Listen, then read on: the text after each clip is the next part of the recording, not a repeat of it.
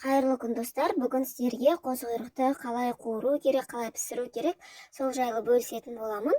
Қозқұйрықты пісіруді бірі білсе, бірі білмей жатады. Сондықтан видеоны соңына дейін көріңіздер. Алдымен қозқұйрықтың егер түп жағы болса, осылай видеодағыда көріп тұрғандарыңыздай кесіп тазалап алып, міндетті түрде ағынды суда жақсылап жуып аламыз.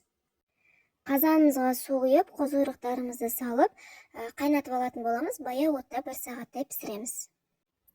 Тамаққа қосатын пиязымыз турап аламыз.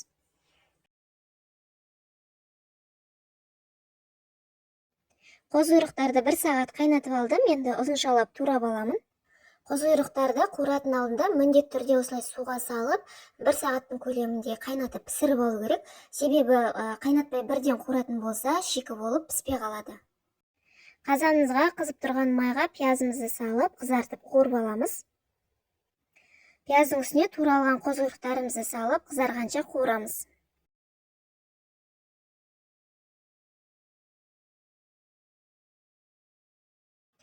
Қозқұйрықтар қуырылғанша картошканы осылай ұзыншалап турап аламын.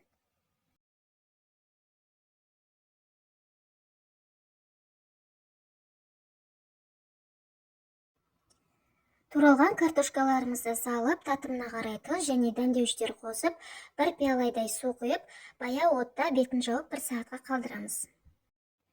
Менде видеоға қазанға су құйған жерім түспей қалған екен. Сіздер түбі жабысып қалмас үшін су құюды ұмытып кетпеңіздер.